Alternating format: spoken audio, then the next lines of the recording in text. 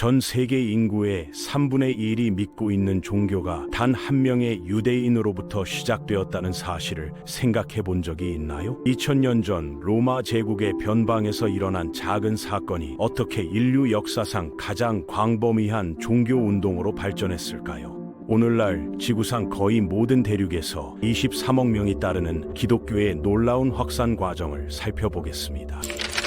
서기 30년경 예수라는 이름의 유대인이 십자가에서 처형당했습니다. 당시 로마 제국에서는 흔히 볼 수 있는 일이었습니다. 하지만 이 죽음이 인류 역사를 바꿔놓을 줄은 아무도 몰랐습니다. 그의 제자들은 스승의 부활을 목격했다고 주장하며 이 소식을 전하기 시작했습니다. 초기 기독교 전파의 핵심 인물은 사도 바울이었습니다. 원래 기독교를 박해하던 그가 다마스쿠스 도상에서 환상을 경험한 후 완전히 변화했어요. 바울은 기독교를 유대교의 한 분파에서 보편적 종교로 탈바꿈시킨 혁명가였죠. 그는 지중해 전역을 누비며 이방인들에게 복음을 전했고 이것이 기독교 세계화의 첫 번째 물결이 되었습니다. 흥미롭게도 초기 기독교는 도시를 중심으로 확산되었어요. 로마 제국에 발달된 도로망과 해상 교통로가 복음 전파의 고속도로 역할을 했거든요. 상인들과 군인들, 노예들까지도 기독교 메시지를 각지로 전달하는 매개체가 되었습니다. 그런데 왜 기독교가 다른 종교들을 제치고 이토록 빠르게 퍼져나갔을까요? 여러 요인들이 복합적으로 작용했습니다. 첫째, 기독교는 사회적 신분에 관계없이 모든 사람을 환영했어요. 둘째, 기독교 공동체는 강력한 상호부조 시스템을 갖추고 있었죠. 가난한 자를 돌보고 병든 자를 치료하며 고아와 과부를 보호하는 실천적 사랑이 사람들의 마음을 움직였습니다. 1세기 말이 되자 기독교는 이미 로마 제국 전역에 뿌리를 내리고 있었어요. 사도 마가가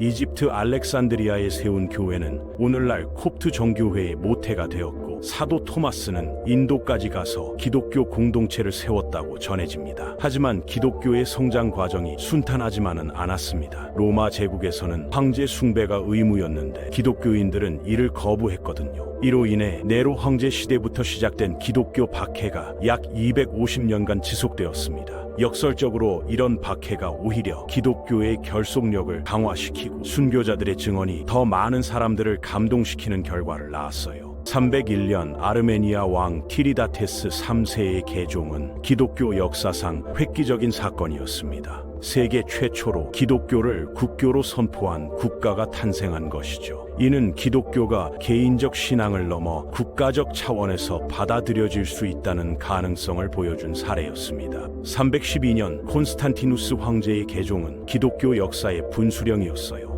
밀비우스 다리 전투 직전에 본 환상이 그의 인생을 바꿨고 이는 곧 로마 제국 전체의 종교 지형을 뒤바꿨습니다. 313년 밀라노 칙령으로 기독교가 합법화되자 지하에 숨어있던 기독교도들이 공개적으로 신앙을 드러낼 수 있게 되었죠. 325년 니케아 공의회는 기독교 교리 통일의 중요한 이정표였습니다. 약 300명의 주교가 참석한 이 회의는 아리우스주의 논쟁을 해결하고 니케아 신조를 제정했어요. 이 신조는 예수 그리스도의 신성과 삼위일체 교리를 명확히 정의했고 오늘날까지도 기독교 신앙의 핵심 고백으로 남아 있습니다. 흥미롭게도 기독교는 남쪽으로도 전파되었습니다. 330년경 에티오피아의 악숨 왕국에서 에자나 왕이 기독교를 국교로 선포했어요. 이는 아프리카 대륙에서 기독교가 뿌리를 내린 최초의 사례 중 하나였죠. 380년 테오도시우스 황제가 기독교를 로마 제국의 공식 종교로 선포하면서 기독교는 완전히 새로운 단계에 접어들었습니다. 이제 기독교는 단순히 허용되는 종교가 아니라 제국이 적극 후원하는 종교가 되었거든요. 서로마 제국이 멸망하는 격변기에도 기독교는 계속 확산되었어요. 게르만족들이 로마 영토를 점령했지만 오히려 그들이 기독교로 개종하는 경우가 많았습니다. 이는 기독교가 단순히 로마 문화에 속박된 종교가 아니라 다양한 문화적 배경을 가진 민족들에게 적응할 수 있는 보편성을 가지고 있었음을 보여줍니다. 6세기와 7세기는 기독교 선교 활동이 활발했던 시기예요. 432년 성 파트리치오가 아일랜드로 간 것을 시작으로 켈트족 기독교가 독특한 발전을 보였습니다. 563년 콜룸바가 세운 이오나 수도원은 스코틀랜드와 북부 잉글랜드 선교의 거점이 되었죠. 한편 동방에서는 놀라운 일이 벌어지고 있었습니다. 635년 알로펜이라는 네스토리우스파 선교사가 중국 당나라에 도착한 것이 당 태종은 기독교 전파를 허용하는 칙령을 내렸고 선교사들은 교회를 짓고 성경을 중국어로 번역했습니다. 7세기 중반 이슬람의 등장은 기독교에게 새로운 도전이 되었어요. 아랍 무슬림들이 중동과 북아프리카의 기독교 중심지들을 정복하면서 기독교는 이 지역에서 주도적 지위를 잃게 되었습니다. 하지만 놀랍게도 대부분의 이슬람 통치자들은 기독교도들을 관용적으로 대했죠. 8세기 프랑크 왕국의 샤뉴마뉴는 칼과 십자가를 동시에 사용해서 기독교를 확산시켰습니다. 800년 교황으로부터 신성 로마 황제 관을 받은 샤를마뉴는 정치적 권력과 종교적 권위를 결합한 새로운 기독교 제국을 건설했어요. 9세기와 10세기에는 북유럽과 동유럽으로의 기독교 확산이 가속화되었습니다. 965년 덴마크의 하랄 블루투스 왕, 966년 폴란드의 미에슈코 공작,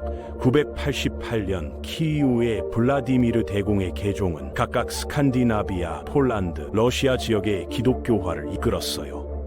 1054년 동서교회 분열은 기독교 역사상 가장 중요한 사건 중 하나였습니다. 콘스탄티노플 총대주교와 로마 교황 간의 신학적, 정치적 갈등이 결국 영구 분열로 이어진 것이죠. 이로 인해 동방정교회와 로마 가톨릭 교회가 분리되었습니다. 11세기부터 시작된 십자군 전쟁은 기독교 확산사에서 복합적인 의미를 갖습니다. 더 큰 성공을 거둔 것은 이베리아 반도의 레콘키스타였어요. 8세기부터 시작된 기독교도들의 국토 회복 운동은 1492년 그라나다 함락으로 완성되었습니다. 15세기 말부터 시작된 대항해 시대는 기독교 전파사에 혁명적 변화를 가져왔습니다. 1492년은 기독교 역사상 기념비적인 해였어요. 스페인에서 레콘키스타가 완성된 바로 그 해에 콜럼버스가 아메리카 대륙에 도착했거든요. 아메리카 대륙에서의 기독교 전파는 정복과 선교가 동시에 진행되는 독특한 양상을 보였습니다. 스페인은 멕시코와 페루에서 토착 종교를 파괴하고 가톨릭을 강요했어요. 이 과정에서 수많은 토착 문명이 파괴되었지만 동시에 기독교와 토착 문화가 융합된 독특한 라틴 아메리카 기독교가 탄생했습니다. 아시아에서의 기독교 전파도 주목할 만해요.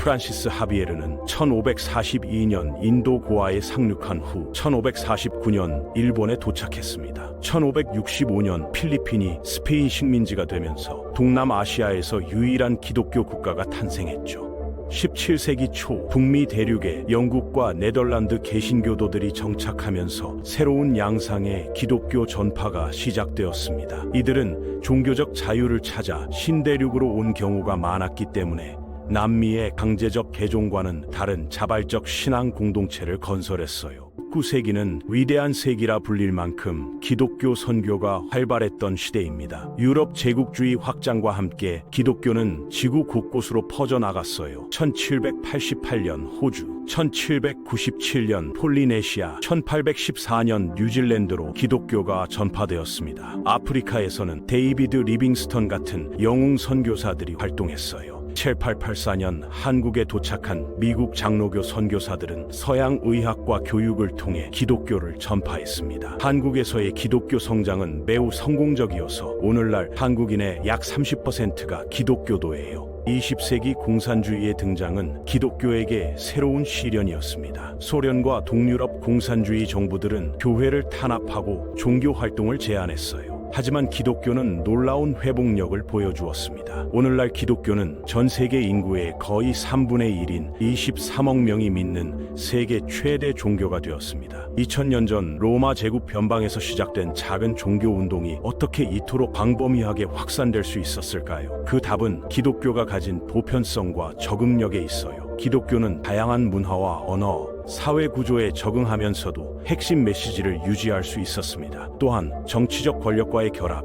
교육과 의료를 통한 사회 기여, 그리고 무엇보다 개인의 영적 필요를 충족시키는 메시지를 제공했어요. 이러한 복합적 요인들이 기독교를 인류 역사상 가장 성공적인 종교 운동으로 만들어낸 것입니다.